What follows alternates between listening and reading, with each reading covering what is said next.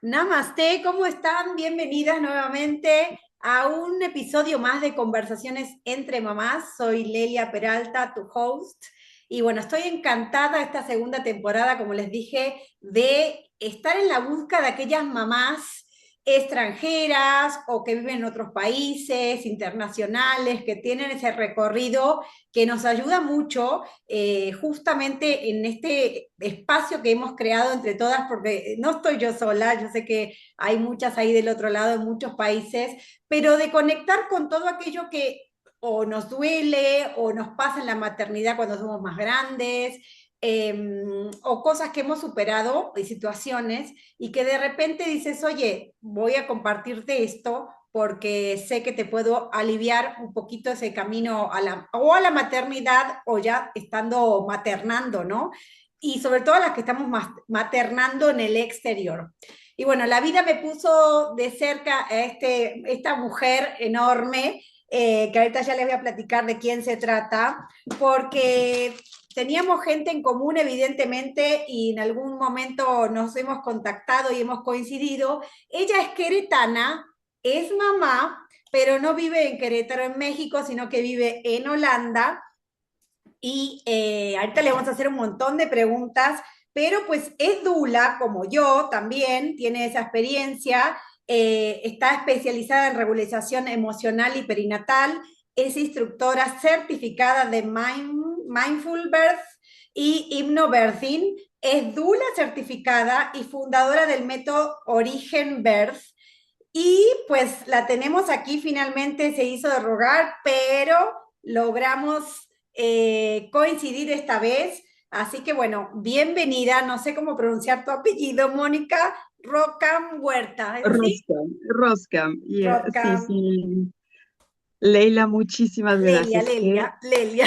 Lelia, oye, Lelia, y lo tengo Sí, apuntado tu nombre. sí, sí, pero tengo ¿Sabes? ese karma desde que nací. No, y me prometí a mí misma acordarme de que mi flor favorita son las lilies. Y ¿Ah, sí? dije, va, Ah, no sabía que había una Lelia, flor, como mira. flor. Sí. No recuerdo cuál es el nombre que se le dio en México o en español, pero aquí en Holanda se llama Lely. Ok, Lely. ok. Lely. Ok, gracias. ¡Ay, Pues qué muchas gracias por bueno! gracias por esta cálida bienvenida y Sí. cálida porque también te veo vestida tan vaporosa, tan guapa, mientras tú me estás viendo con una mascada y un pequeño suétercito, porque aquí estamos el día de hoy a nada más y nada menos que 13 grados Ok, y yo soy Frioleta.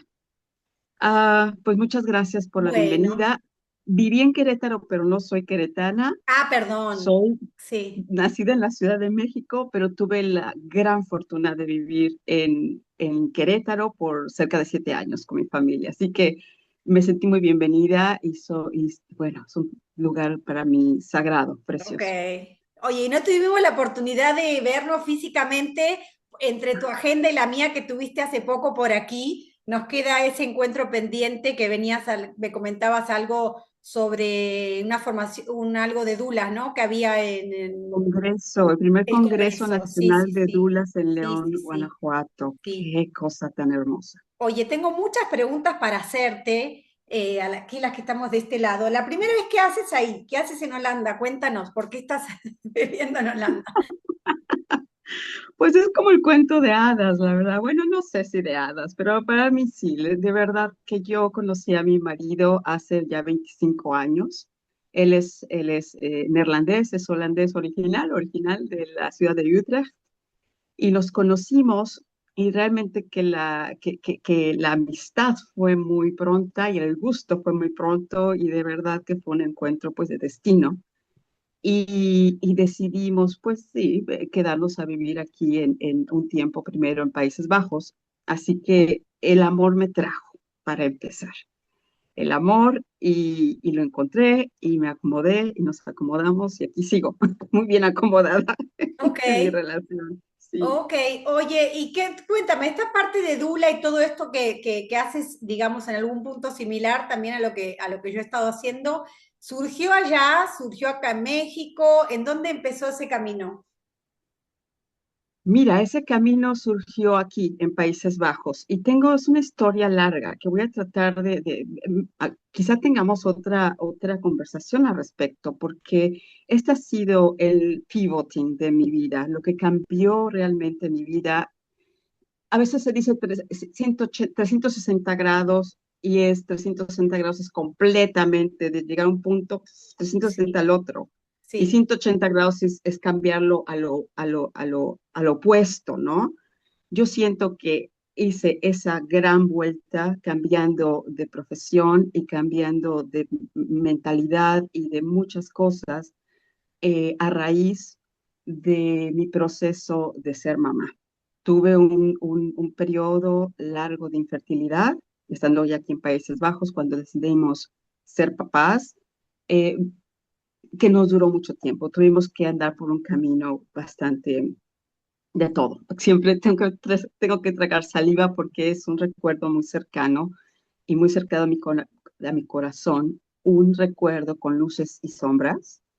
Y cuando finalmente logré embarazarme de mi primera hija, tuve muchísimo miedo al parto. No quería tener un parto natural como es lo natural en esta parte, en este país. Lo natural es tener partos naturales y no había manera de encontrar en el 2010, que es cuando ella nació, era todavía raro encontrar una epidural y mucho más una cesárea, pues que no me la iban a otorgar si no era necesaria. Todo esto me llevó a una ansiedad muy grande, como nunca antes la había vivido en mi vida.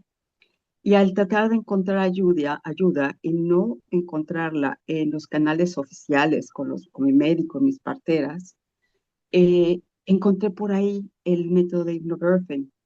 Tomé el curso, que fue un curso de 5 semanas y en neerlandés. Yo con, con trabajo apenas lo entendía, pero lo absorbí muy bien porque pues el curso es básicamente un curso norteamericano de Mary Mongan sí, y correcto. las grabaciones de los ejercicios de visualización y de autohipnosis son en inglés, eran en inglés entonces, ahora están en muchos idiomas, incluyendo el español, y cambió radicalmente mi visión sobre mi cuerpo para empezar, sobre mí misma y mis capacidades, y sinceramente terminé dando a luz aquí en mi casa, aquí en en esta ¡Ay, qué puedo maravilla! casi poner una crucecita donde cada uno de mis hijos nació. Tuve tengo dos hijos. Y entonces a partir de eso, Lelia, a partir de eso, yo, bueno, dije, quiero que muchas mujeres sepan Claro, que esto es posible. Viniendo yo de donde vengo, prácticamente sí, lo voy a nombrar así, suena muy fuerte, del infierno de la ansiedad, del infierno del miedo, del infierno de no confiar en mí, a tocar una profundidad incluso hasta mística al reencontrarme conmigo misma en el parto.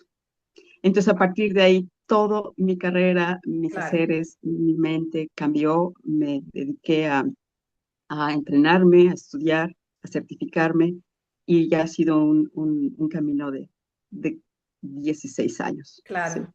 Oye, qué bendición, ¿eh? Porque fíjate que yo, pues sí, también me formé, tengo herramientas de Innoverting, pero las conocí después de mi parto.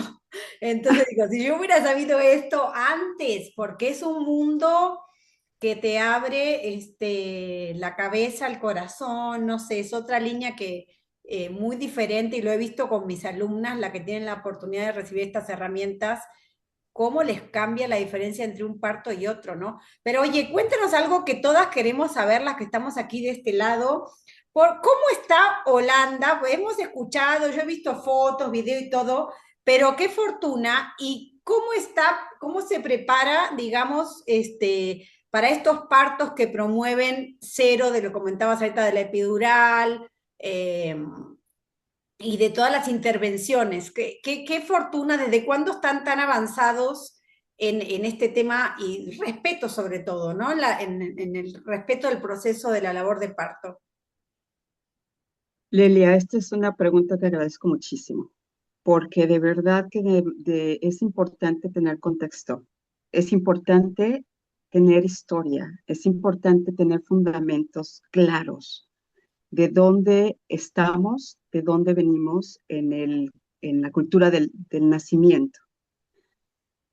Este país empezó a autorregularse desde los 1900, cerca del final de los 1800, empezó a autorregularse a regularse, perdón, en materia sanitaria, alrededor de los partos, cuando en el resto de Europa había muchas muertes por partos, por la falta de higiene, como bien se sabe en la historia de la obstetricia Sí, mundial. Cuando el parto se volvió medicalizado, quiero decir medicalizado, cuando el parto entra al hospital, cuando claro, deja de ser un acontecimiento casero, un acontecimiento entre mujeres, un acontecimiento natural, claro, con todo lo que la naturaleza trae. O sea que había mucho más sí, muertes maternales y perinatales, ¿no? Bebés y madres, por las infecciones y la falta de higiene. Es por eso que entra esta parte médica a tratar de controlarlo, pero como siempre, de súper controlarlo, ¿no? Entonces, en Países Bajos lo que sucede es que observan lo que sucede, por ejemplo, en Londres, que sí, los partos se dan en el hospital, pero que incluso hay más muertes que los partos en casa. ¿Por qué? Por la infección, am, por el manejo, no voy a decir pleno como sucedía, ¿no? Los médicos atendían gente enferma con enfermedades virales, bacteriales, e incluso manejaban cadáveres.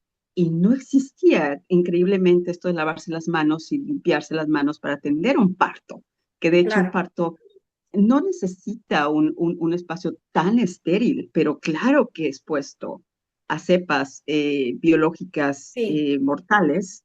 ¿Mm? Entonces Holanda se da cuenta de eso y hace algo como entre líneas. Dice, no vamos a mandar a las madres a los hospitales porque ni siquiera tenemos la infraestructura que Londres o Inglaterra tiene. Vamos a seguir protegiendo el parto en casa, que entonces era del 90%. O sea, los casos de extrema emergencia se mandaban al hospital y lo demás sucedía en casa. O sea, Holanda es la meca, sigue siendo la meca de partos en casa en el mundo. Se ha reducido de un 90% o más, 95% de entonces, de toda la vida hasta ujú, entonces, a un 14% actual, de 14 a 15% actual. O sea, se ha reducido mucho el número de partos en casa, pero sigue siendo un país. Obviamente se entiende que un parto en casa es un parto, ¿cómo se le llama? Ahí habría que ver este término, ¿verdad? Parto natural, parto no medicalizado y los partos que se dan en hospitales, que siguen siendo partos, muchos de ellos no medicados, vaginales y otros medicados vaginales, pero la tasa de cesárea es muy baja. Entonces, hablando de por qué sigue siendo esto un país con un alto porcentaje de nacimientos no medicalizados, es porque tiene una larga tradición de cuidado perinatal bastante cercano, bastante cercano, cercano a la madre, cercano sí, al bebé. Se da la infraestructura está dada para atender a una mamá que en un parto en casa no vaya bien. Ahora, aquí hay un dato muy importante. El porcentaje de madres que dicen y deciden dar a luz en casa es grande. O sea, al final solo el 14% lo logra, ¿de Ok, acuerdo? Pero ajá. cerca del 25% quiere un parto en casa. Wow. Cerca del 25-30%. Vamos a tomar 30%. De ese 30% que deciden hacer parto en casa es muy grande. Sí, sí, 3 de muy cada grande. 10. Sí. Esas 3 mamás de cada 10 dicen, quiero parto en casa, pero la mitad es enviada al hospital y no en emergencia, ¿eh? Y no en No en emergencia, emergencia, claro. no. Es enviada al hospital porque no puede eh, manejar el dolor. Eso es todo. Ok, Porque ok. no aprendió o porque aprendió pero no lo pudo hacer. Y suele pasar. El manejo del dolor es muy importante. Y entonces las mamás somos las que decimos y decidimos, sabes, yo ya no puedo más, de verdad no me veo todavía yéndome un par de horas, 3 o 4 horas más, necesito ayuda y entonces van al hospital para que pongan epidural. ¿De acuerdo? Entonces no son movimientos por emergencia total, Claro, son claro. solamente por manejo de dolor.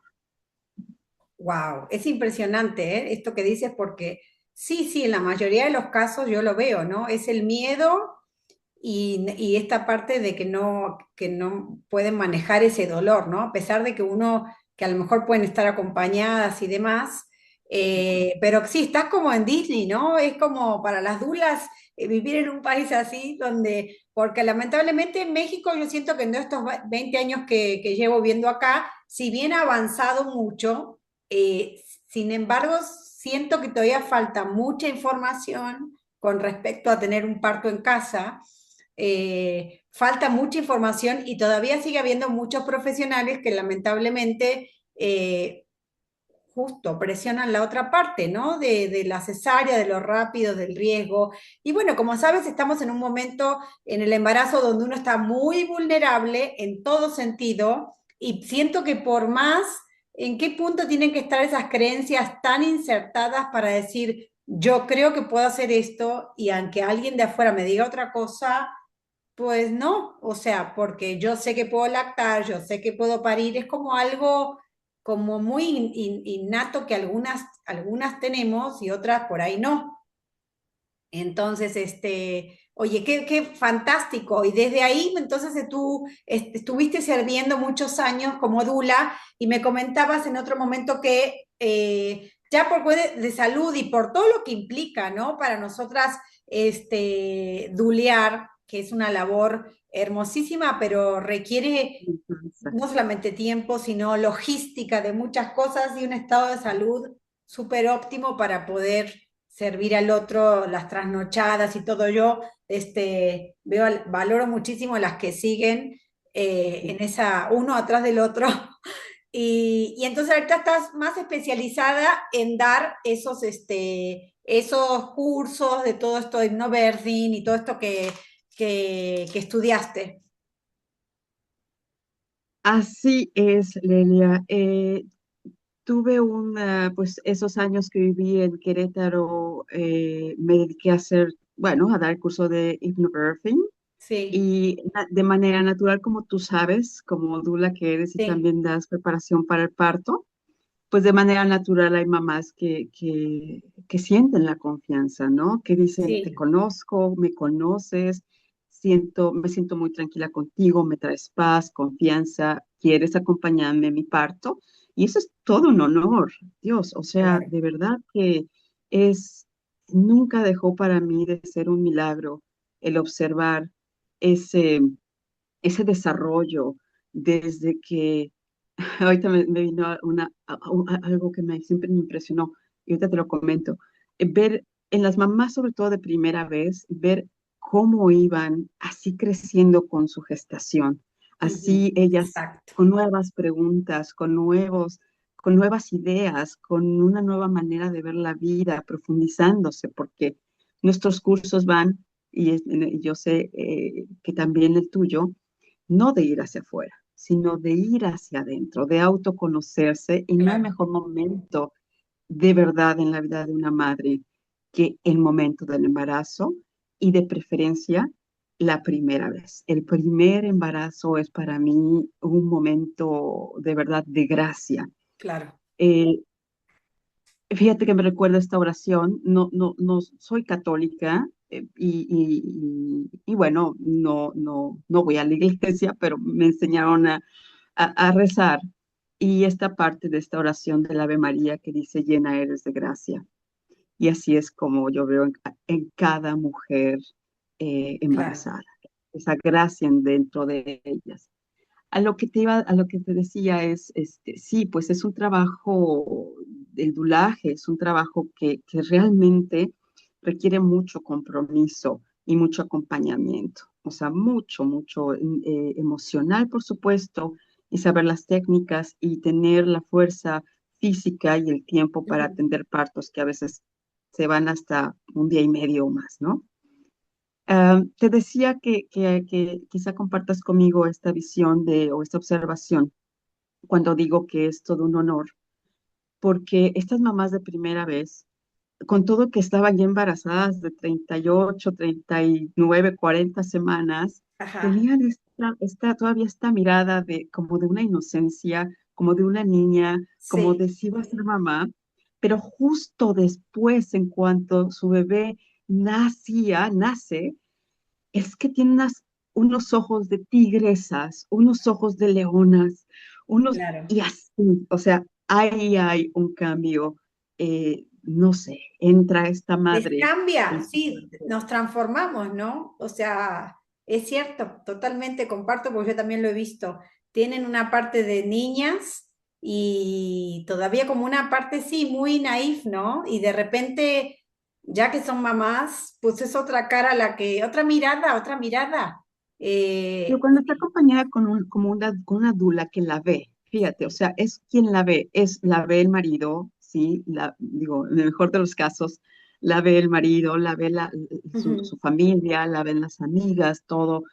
La mirada de una mujer de alguna manera ajena a su tribu, pero que entra en un momento tan crucial como es la dula. sí. Somos testigas de primera fila de esa transformación y comúnmente nos quedamos o no comúnmente, es que de verdad que no puedo creer que haya mamá que haya dado a luz con una dula que no se acuerde de su dula. Claro. Para la mayoría de las veces para bien. Claro, y queda una conexión increíble. Oye, pero mira, creo que bueno, nuestros temas aquí en común da para mucho. Hay muchos temas que vamos a tener que armar otro episodio, pero yo quiero que me comentes un poquito algo que está ahorita en boca de mucha gente, que me hiciste favor de comentármelo y después ya cada vez más gente ahorita lo empecé a escuchar. Cuéntanos un poquito, ¿qué es esto que empieza a aparecer ahora del embarazo geriátrico? ¿De dónde Temazo. viene o qué? Temazo, Lelia. Mira, el embarazo geriátrico es un término que lamentablemente está saliendo de la tumba y huele como que está saliendo de la tumba y se siente como que, o sea, así de espantoso es. Este término es un término, es una clasificación obstétrica del siglo XX, o sea, entre 1900 y el 2000, pero seguramente que muy entre principios del 1900 en Ujú. los libros antiguos obstétricos para denominar, clasificar a las mujeres mayores de 35 años. Y créeme que ese dato, porque yo había escuchado esto de que el embarazo geriátrico, yo decía, seguro son las de 40 plus. Entonces cuando me entero que son las de 35 plus, dije, caramba, yo fui. Yo también. ¿Por qué? ¿Qué edad te embarazaste por primera Y vez? a los 36 me embaracé. Yo también, a los Sí. 36. Después de batallar y tener muchas pruebas de muchas cosas para hacer, ¿no? No llegué a hacer tratamiento de fertilidad ni nada, pero sí hubo mucha búsqueda hacia adentro y externa, ¿no? De acupuntura y muchas cosas que hice, meditaciones y cosas así, ¿no? porque en la India, bueno, yo era la maestra de yoga y en la India la mujer se prepara 1000 días antes, medita 1000 días, 1000 días son 3 años, ¿no? Casi. Sí. Entonces, dije, pues voy a hacer la meditación, voy a tomar mis flores, voy a tal, y bueno, pero tardé, demoré casi 2 años, así que sí soy fui una embarazada de geriátrico. No, no, no, no lo hemos sido. Mira No, que no, me no. parece, y yo estoy segura que estás de acuerdo conmigo. Voy a repetirlo.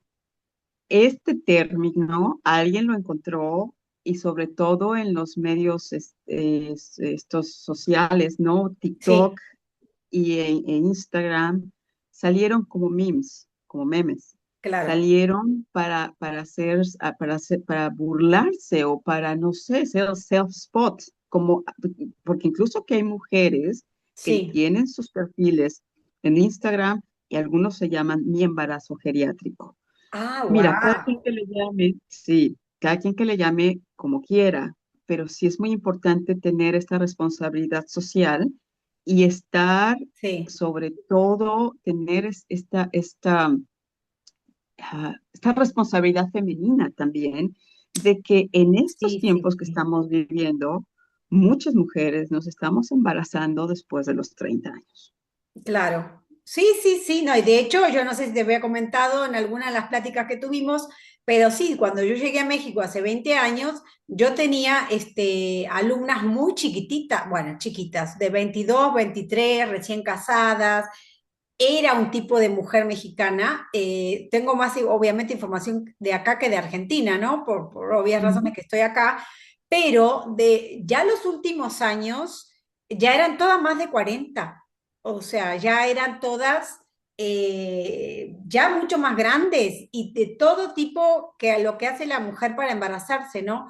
Hoy en día hay tanto para poder embarazarte con donador, con donadora, que si tienen si el marido ya se hizo la vasectomía, entonces ¿cómo le hago? Entonces tengo todas las historias de todos los tipos de embarazo, mamás que son biológicas pero no genéticas, bueno, en fin, pero en realidad la mayoría pues ya son realmente de más de 35, 40 y ahorita vemos también en las redes sociales las actrices, alguien últimamente que se volvió a embarazar, que no recuerdo quién es, de Estados Unidos, pero en realidad pues ya se ha extendido, ¿no? Entonces sí, en un punto quería hablar, no como para instalar este concepto, porque justamente no queremos darle fuerza a eso, pero sí porque esta falta de información que te llega a ese dato y te lo crees, y todo lo que pasa cuando te empiezas a creer que realmente estás en un estado de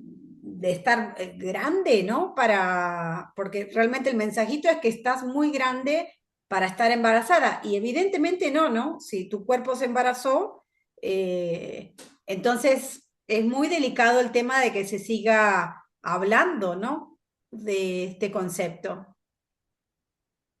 Fíjate que es muy interesante, como tú dices, Lelia, que este tema da para mucho. Y yo lo veo como un árbol, con un árbol este es el tema, el tronco, este es el tema. Hablemos de algo que se le llama, por cierto, que no es Sí, todavía no es tan popular y no lo va a ser, pero vamos a hablarle de embarazos en mujeres de 35 años plus, ¿no? Llamémoslo así.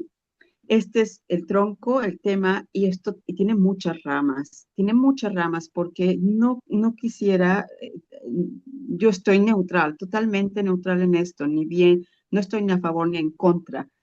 A mí me sucedió pues porque no pude embarazarme en el trayecto de fertilización. Y en cuanto me ofrecieron la, ¿cómo se llama en español? La IVF, la in vitro, in vitro, yo ajá, ya había tenido ya había yo tenido pues un periodo de muy triste, muy difícil con el tratamiento y dije, no voy a forzar el querer ser mamá y traer claro. un bebé a mi vida así.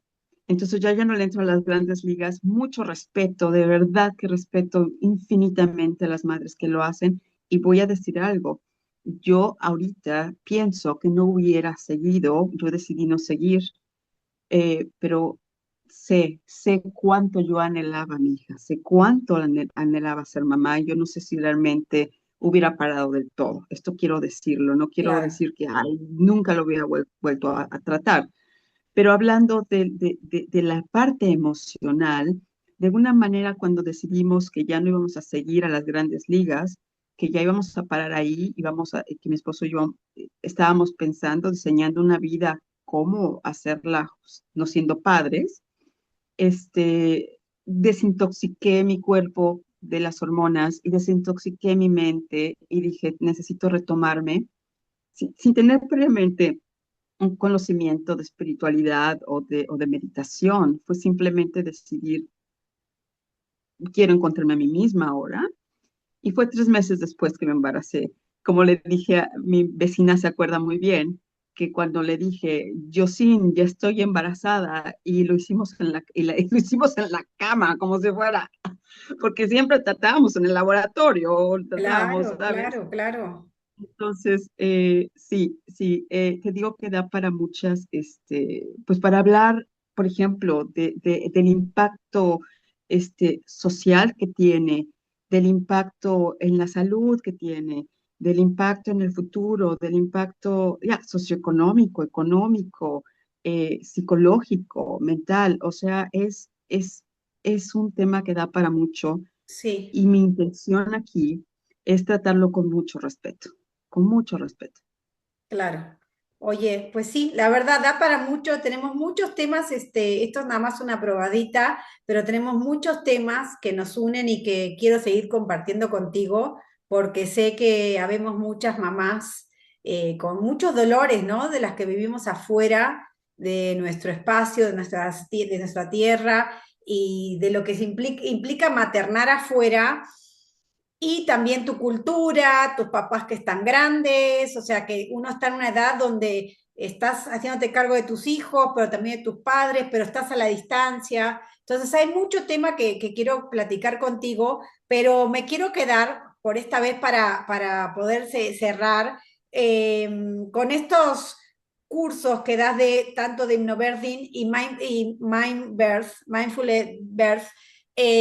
¿Los trabajas en línea? ¿Te pueden acceder a contactarte, digamos, a través de tu correo o algo? ¿Las trabajas en línea? ¿Trabajas en presencial? Si hay alguna latina ahí por ahí en Países Bajos, ¿cómo lo trabajas?